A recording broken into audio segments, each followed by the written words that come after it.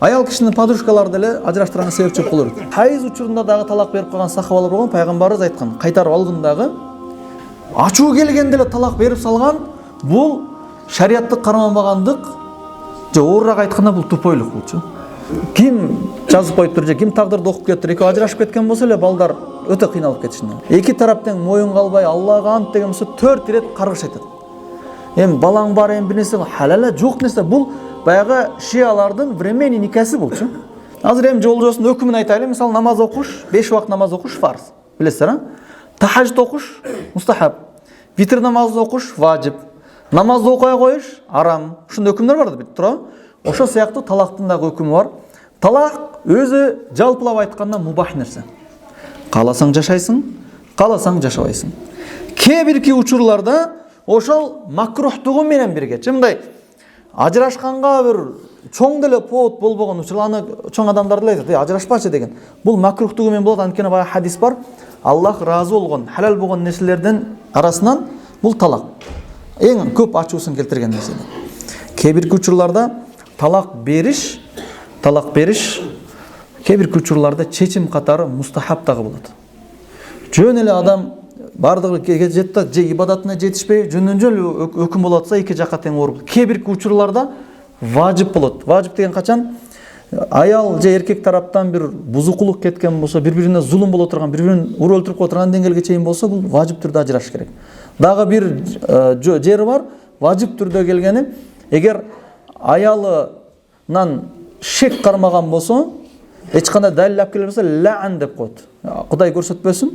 Эки тараптан моюн калбай Аллага ант деген болсо 4 ирет каргыш айтат. Эркек киши уверен айтат, эгер бул зына кылгандыгы анык. Эгер бул зына кылбаса, Алла Тааланын балеси, каргышы өзүмө болсун деп айткан болсо, аял киши айтат, мен тазамын, эгерде мен зына иш кылган болсом, балеси мага болсун дегер лаан айткан болсо, болду. Эки тараптан резко важип түрдө талак бериш керек, ажырайт, бирок сөз айтылбайт. Ошо бойдон кала турган нерсе. Бул акыркы чечим, мындай Алла өзү көрсөтпөсүн, ызычуу болгон болмосо.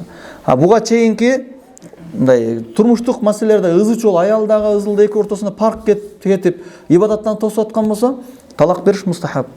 Эгер эки тарапты карады, бул талак берүү өзүнчө бир чечим окшойт десе, бул мубах эсептелинет. Качан бир жерде макрух эсептелинет, аял кишиге зулум боло турган болсо, бир кайсы бир жерлерге жеткенде бул талак бериш арам да болот. Ар бир адамдын өзүнүн абалына карап эсептелинет да. Кимдин семьясында ажырашыш арам болсо, кимдин семьясында ажыраш керек болсо милдеттүү болуп эсептелинет. Мына ошондон фатва деп коет да. Үй бүлөлүк маселени шариаттын негизинде чечип атканда, ошол чечип аткан устаз ошого карап чечип берет. Силер жашагыла дейт, же силер жашабагыла дейт. Жанагы бар го, мен такыр жашаганга боо атат, балдар эле кармап атат депчи. Ким жазып коюптур же ким тагдырды окуп кетиптир, экөө ажырашып кеткен болсо эле балдар өтө кыйналып кетишин. Балким алар үчүн дагы жеңил болор. Анткени кээ бирки балдар үй бүлөдөгү разборлорду көрүп, кичинекей балдар чоңоюп кетет резкече. Колундагы оюнчугун дагы таштап, ойноп эле коеюнчу. Лучше мен тынч тартиптүү болуп турайын деп ойлойт, колунан келишинче мен ызычын токтотойн. Балким алар дагы мындай балага окшош көчөдө ойной турган деңгээлде болуп калат да. Анан талактын жол жоболору бар. Талактын жол жоболору дегенде кандай? Талак берүүнүн эгер шариаттагыдай милдетти аткарган болбосок, эмне болот? Бул Аллахтын алдында биз күнөөкөр да болбойбуз, үй бүлөлөр бекем болот. Талак бериш арам боло турган учурлар бар. Талак түшөт бардык учурдачы, бирок арам. Кээ бир учурлар бар бидат. Шариатты бузган эсептелинет. Кээ бир учурларда ошо шариат уруксат берилген, сунный талак деп коет. Мындай тил менен айтканда шариатта дал келип талак берсе боло турган учурлар. Ал учурлар кайсыл болот? Муну жаттап алайлы колдон келишинче. Кээде ызычуу болгон убактарда ачуу келгенде эле талак берип салган, бул шариаттык карманбагандык, же оорураак айтканда бул тупойлук болчу. Эркек кишиге эркек кылып бергенден кийин, эркек киши эгер үй бүлөнү ажыратып аткан учурда дагы шариатка кайта коюш керек китепкечи. Мен кандай деңгээлде ажырашам? Болду, боло турганча болду, эми ажыраш керек дегенде, биринчиси арамынан баштайлы. Аллах Таала аял киши айызы келген учурда, же төрөп келип нифас келип турган учурда талак берүүнү арам кылган. Буга далил ошол хайыз учурунда дагы талак берип калган сахабалар болгон, пайгамбарыбыз айткан, кайтарып алгындагы таза кезинде каласаң талак берсең ажырашкын депчи. Неге дегенде, айызы келген учурда адам жаны оорутат аял кишиники. Аял киши ооруга көп чыдабайт, кыйналат. Эркек киши болсо анча-мынча ооруну деле көтөрүп коюшу мүмкүн. Бул учурда оозунан калаган сөз чыгышы мүмкүн. Күйөөсүнө ачуусу келе турган деңгээлде ажырашканга себеп боло турган сөздөрдү ойлонбой айтып коюшу мүмкүн. Шариятыбыз айткан, эркектер ушул убакта сабыр кармагыла дагы, ажырашканга келсе дагы бул убакта тыюу. Талак айткан болсо талагы түшөт. Эми көпчүлүк алымдардын мында рожих сөз, бирок күнәкар болот эркек киши. Эмне кылыш керек дегенде, кайра кайтарып алып, анткени баягы 3 талакка жетпеген учурлар болгон болсо, кайтарып алып жашап туруп андан кийин өзүнүн убагында коюш керек. Бул кайсы учурда экен? Хайыз учурда талак бериш арам. Көбүнчө үй бүлөлүк маселелер кээде мындай. Ошо айыз учурунда берген да. Качан болгон десең, ачуум келгенде, эч ким курсан болгондо бербейт. Эркек киши чындыгын ачуусу келет, жан кашаят, үй бүлөнү ажыратайын дейт, бирок шарият карманыш керек да. Токто, азыр мейли ажырашам, бирок время бар, 20 күндөн кийин дегендейчи. Ошо айыз бүтсүн, анан таза учурлар келген убакытта берилиш керек. Эгер антпесе Аллахтын алдында күнәкар болот. Экинчи түр бидат талактар. Бидат билесиздер, шариатта жок, адам шариаттын чегиндеги өз ойлоп тапкан учурлар. Бул качан? Хайыз эмес, таза учур. Таза учур. Бирок ошо таза учурда жашап аткан учур да. Мисалы, хайыз эмес, бирок кадимкидей жашап атат, бир төшөктө жатып атат. Бирок ызы чугулду ошо убакта талак бериш бул бидат болчу. Макрух, тахримиге чейин берет. Эгер ушундай ажырашкын келип аткан болбосо, күтүп турат. Ошол тазалык бүтөт дагы хайыз болот, хайыздан кийин тазалыкка жеткен учурда андан кийин талак берилет. Бирок ушундай убакка чейин күткөн болсо эмне болот билесиздерби? Ал ажырашпайт алчы. Сен шашпай тур, короче. Бүгүндөн бери жашабайбыз. Эртең 15 күндөн кийин хайызың келет. Анда бир жумадан хайызың токтойбу, анан тазалык келет, анан кийин талак берем деп туруп, эркек киши мындай чечимди чыгарды дагы жашап атат, элестетиң. Ортодо 20 күндө ойлонуп турган нерсе ойлонуп бүтөт да. Качан бир көп ызычылар болот, ойлонбостон хайыз учурунда талак же болсо 3 талак деп берип салганда, бул көйгөйдүн баары ошол жерден башталат да. Анан ошону менен кайра ушундай болуп калды эле, ачуу болуп калды эле, бул көйгөй болчу. Мына темабызда 3 талак берүүнүн туура эмес экендиги айтылганы, сөзсүз 3 талак берсе эле ажырашат деген түшүнүк болбосун. 1 талак берсе ham өмүр бою жашабай койсо болот ал жерден. 3 талак бергенден кийин Омар радыйаллаху анху айткан, ошо эркек киши тилине эп берип 3 талак айттуу, болду, өмүр бою жашатпагыла деген.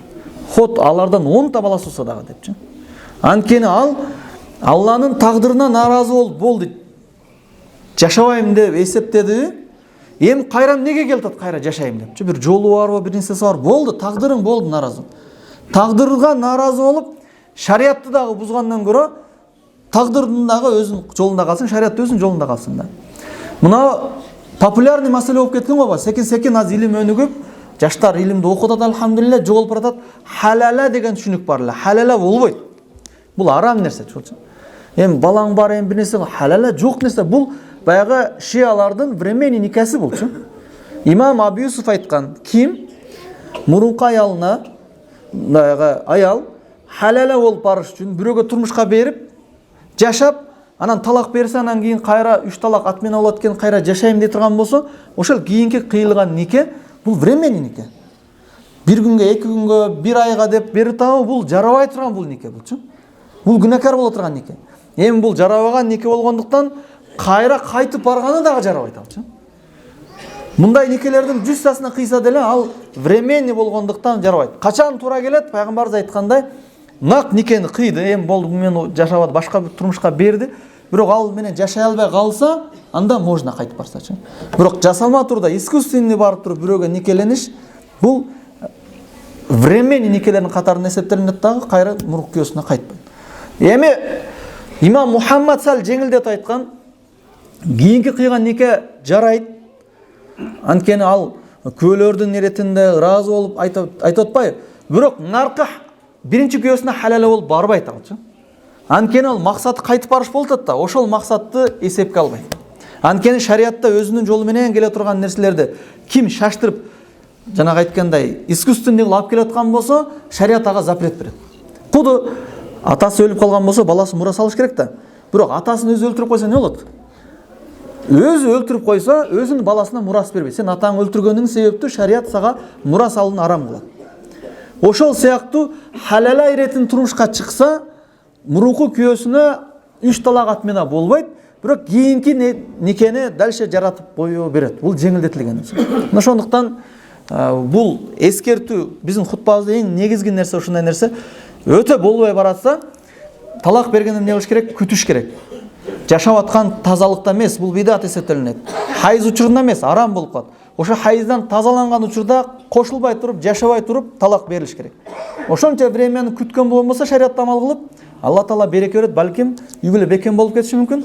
Же ажырашкан болбосо дагы Алла Таала ошол менен тынчтык бериши мүмкүн.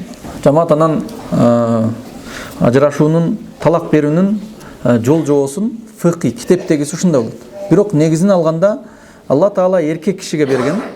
Аял кишиге бергенде үй бүлөлөр азыр айттык го, 3-төн 1 ажырашып атат, 30% ажырашат дегенде аял кишиге талак бергенде 100% ажырашат эле да.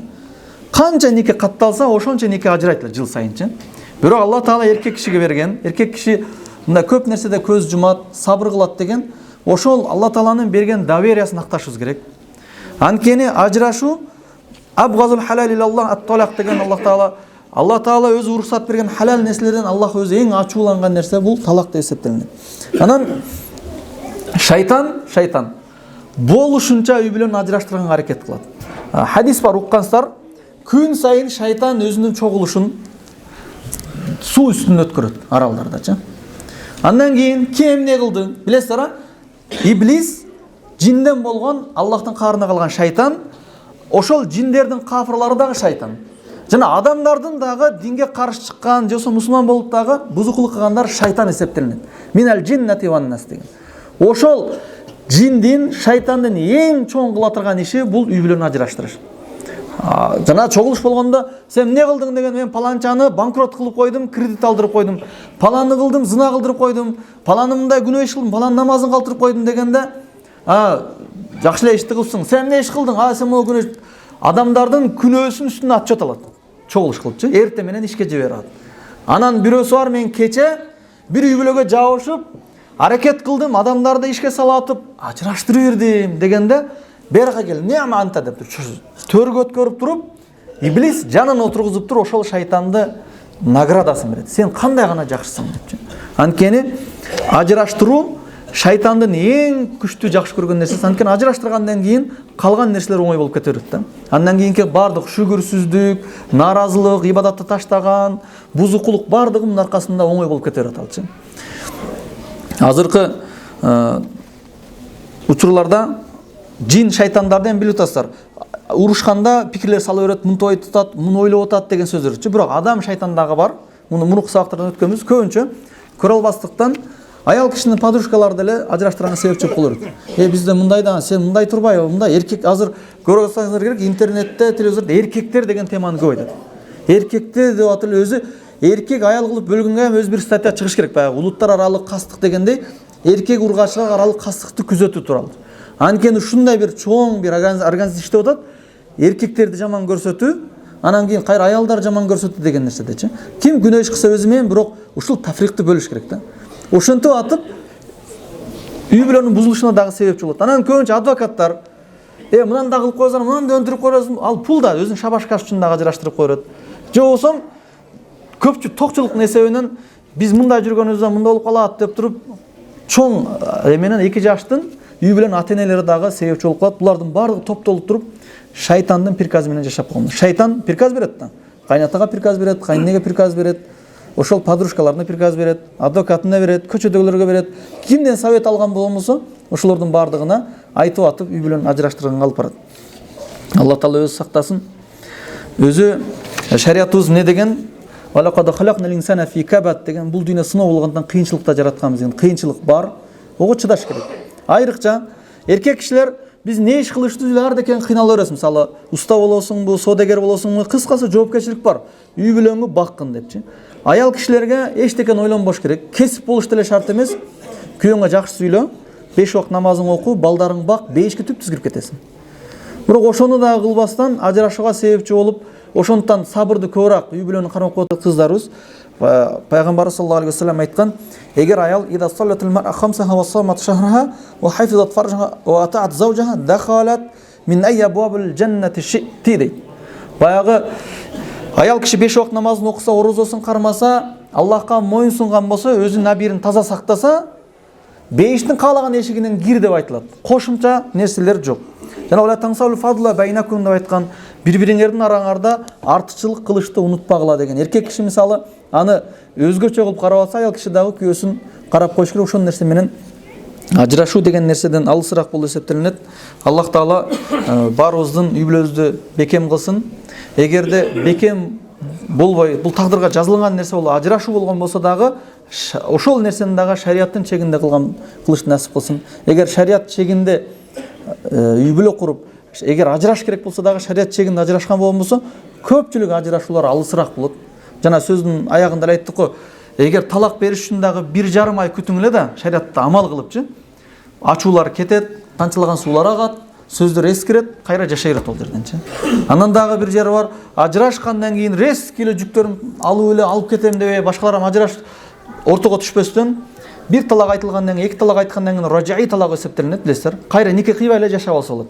Ал уақытта bir үйдө эле жашаса болот. Качан иддасы бүткөндөн кийин, баягы аятта айткандай, үйдөн бөлүп болот. Ошого чейин үй бүлөдө жашай берсе, тамагын кылып берип аткан болсо, кайра тооба кылышы мүмкүн. Кыскасын айтканда, ажырашуунун дагы Аллах айткан шариатыбыз менен кылган болсо, үй бүлөлөрдүн ажырашуусу да 3-төн 1ден караганда азаят. Алла Таала өзүнүн берекесин берет. Анткени Алла Таала өзүнө амал кылган адамдарды жөн курук калтырбайт.